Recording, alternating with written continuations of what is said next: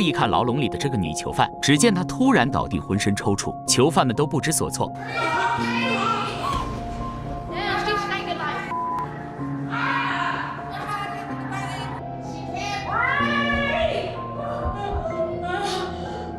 这个癫痫发作的囚犯一直抽搐不停，好在狱警及时赶到。一旁刚入狱不久的卧底参与者惊呆了，他叫罗斯，09年从事税务事业，但18年因为税务欺诈被判入狱2年半。入狱时他的小孩最大的16岁，最小的1岁半。如今作为卧底再次入狱，看到囚犯抽搐的画面，他想到了自己的女儿。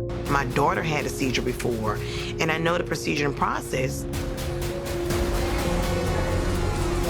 It makes me go back to that moment when my daughter had a seizure. So I'm scared, you know. 有一个细节我不得不说一下，罗斯进来的时候一开始戴着假发，进入监狱后摘掉假发的样子真的判若两人。而另外一位新加入的卧底参与者就是眼前这位白胡子大叔，他叫蒂姆，乍一看就像是历经沧桑的感觉。警长选中他正是看中他丰富的经验，他的表现值得期待吗？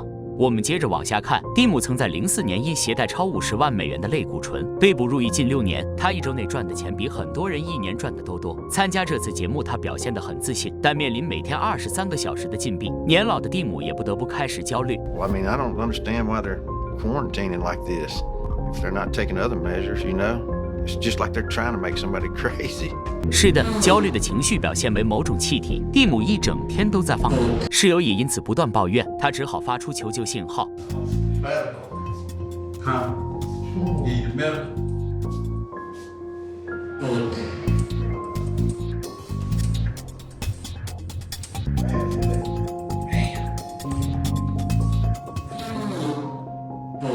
不久后，节目组把他拉出了牢房。当节目组问他是否想回家时，他的回答令人猝不及防。Yeah, it's just too much.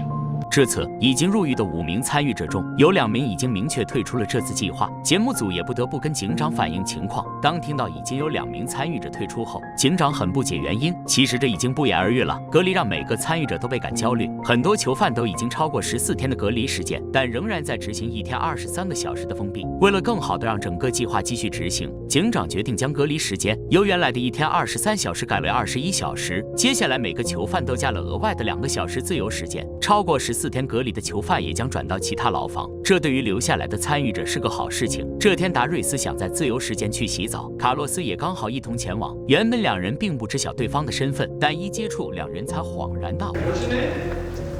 Harry, I'm glad you didn't get no headaches.